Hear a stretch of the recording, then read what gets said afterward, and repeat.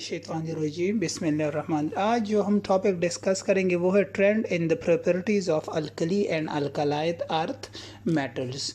अब देखिए, अल्कली या alkali metals are basically group 1 को कहते हैं और alkaline earth metal basically group 2 को कहते हैं। इसको अल्कली मेटल्स क्यों कहते हैं? Because they are derive from Latin word जिसका मतलब है alkali, which is basically plant ashes. और अल्कलाइन अर्थ मेटल इनको इसलिए कहते हैं क्योंकि इनके ऑक्साइड या हाइड्रोक्साइड अल्कलाइन सॉल्यूशंस बनाते हैं। अल्कलाइन सॉल्यूशन से मुराद बेसिक सॉल्यूशन बनाते हैं इन वाटर, या ये अर्थ क्रस्ट में मौजूद होते हैं, तो इसलिए इनको अल्कलाइन अर्थ मेटल्स कहते हैं। फिर इनके मुख्तलिफ कंपाउंड्स की प्रॉपर्टीज़ एक दूसरे के से मुख्तलिफ क्यों होती है या सेम क्यों होती है, वो सबसे पहले ऑक्साइड्स देखें।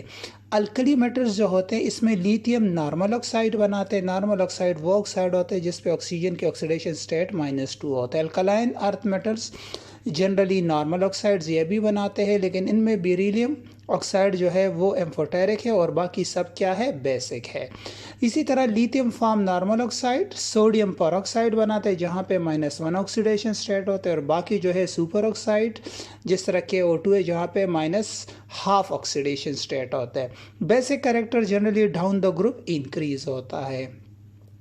All oxides are soluble in water and form OH ion in water. Alkali metals के जितने भी ऑक्साइड अगर आप पानी में मिलाएं तो आसानी से सॉल्युबल हो जाते हैं क्योंकि ये OH आयन बनाते हैं।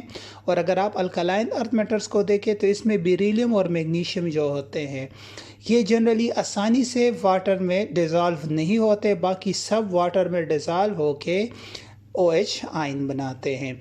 अगर आप इन ऑक्साइड्स की सॉल्युबिलिटी देखें सो इंक्रीजेस डाउन द ग्रुप। इसी तरह ग्रुप 2 की भी solubility down the group increase होती है। किसकी? ऑक्साइड्स की।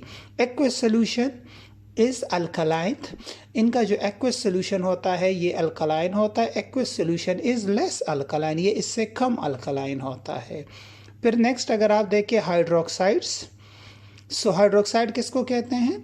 जब OH ग्रुप किसके साथ अटैच्ड हो, आयन के साथ अटैच्ड हो या किसी रेडिकल के साथ अटैच्ड हो। मतलब अगर OH आयन मेटल के साथ अटैच्ड हो तो जनरली उनको हम बेसिस कहते हैं, और अगर नॉन मेटल के साथ OH रेडिकल अटैच्ड हो तो उनको हम एसिड्स कहते हैं।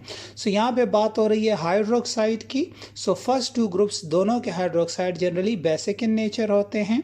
सो हाइग्रोस्कोपिक होता है। हाइग्रोस्कोपिक का मतलब है catches moisture from the surrounding. Soluble in water होता है except lithium hydroxide, lithium soluble नहीं होता। बेरिलियम हाइड्रोक्साइड ग्रुप 2 में इनसॉल्युबल है, लेकिन बाकियों की solubility down the group increase होती है। अच्छा, difficult to decompose, only lithium OH is decompose. इनको डिकम्पोज करना मुश्किल है, लेकिन लिथियम जो हाइड्रोक्साइड है वो आसानी से डिकम्पोज होता है। और ग्रुप 2 के जितने भी हाइड्रोक्साइड है वो ईजिली डिकम्पोज होते हैं। KOH को क्या कहते हैं? कास्टिक पोटाश कहते हैं, ये नाम याद रखिएगा फॉर इंटरटेस्ट। और NaOH को कहते हैं कास्टिक सोडा। इसी तरह MgOH को कहते हैं milk of magnesium, and CaOH को कहते हैं लाइम वाटर, और CaO को कहते हैं क्विक लाइम। फिर अगर आप कार्बोनेट्स को देखें तो सॉल्युबल इन वाटर, ये वाटर में एक्सेप्ट लिथियम कार्बोनेट वो इनसॉल्युबल होते हैं क्योंकि मोर कोवेलेंट होता है।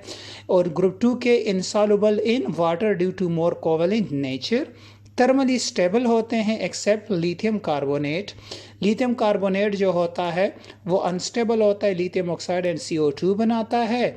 और ये जो बाकी है ग्रुप 2 के ये सारे अनस्टेबल होते हैं और ये आसानी से ऑक्साइड और CO2 बना देते हैं। थर्मल स्टेबिलिटी जो होती है इंक्रीजेज डाउन द ग्रुप। यहाँ पे थर्मल स्टेबिलिटी इंक्रीज, क्योंकि जब डाउन द ग्रुप आप जाते हो ना तो कैटायन का साइज बड़ा होता है, तो उसमें एबिलिटी नहीं होती कि कार्बोनेट आयन से ऑक्सीजन को निकाल सके। सो इसका मतलब है कि polarising power down the group decrease होता है, और सिमिलरली चार्ज डेंसिटी भी डिक्रीज होती है, जिसकी वजह से डिस्टॉर्शन ऑफ ऑक्सीजन नहीं कर सकते। फिर अगर हम नेक्स्ट देखें सो नाइट्रेट्स अल्कली मेटल्स के और अल्कलाइन अर्थ मेटल के। सो नाइट्रेट्स जो होते हैं ये सॉल्युबल होते हैं इन वाटर, ठीक है। Nitrates are soluble in water, जितने भी है नाइट्रेट्स। वो सॉल्युबल इन वाटर होते हैं। इसी तरह अल्कलाइन अर्थ मेटल के नाइट्रेट भी सॉल्युबल इन वाटर होते हैं। अगर आप नाइट्रेट को डिकम्पोज करें, सो अगर आप लिथियम को डिकम्पोज करोगे तो lithium oxide oxygen and NO2 देगा। और अगर आप ग्रुप सेकंड के M mean for metal, beryllium, magnesium, calcium जो भी आता है इस ग्रुप में, सो ये ऑक्साइड बनाता है NO2 और O2। लेकिन अगर आप अल्कली को देखें, ये लिथियम इन्हीं की तरह डिकम्पोज होता है। लेकिन बाकी जो है sodium, potassium, rubidium, caesium, francium, उनके नाइट्रेट्स अगर आप करें तो वो राइट में और ऑक्सीजन में होते हैं। इसी तरह सल्फेट्स को देखें, so sulphates are soluble in water except lithium sulphate. का मतलब है कि solubility of sulphate down the group क्या होती है, इंक्रीज होती है। सो इसका मतलब है कि लिथियम सल्फेट इनसॉल्युबल है और बाकी सॉल्युबल है। Sulphate solubility decreases down the group, लेकिन ग्रुप 2 की सल्फेट की सॉल्युबिलिटी डिक्रीज होती है डाउन द ग्रुप। क्यों डिक्रीज होती है? क्योंकि सल्फेट आयन का साइज बड़ा होता है।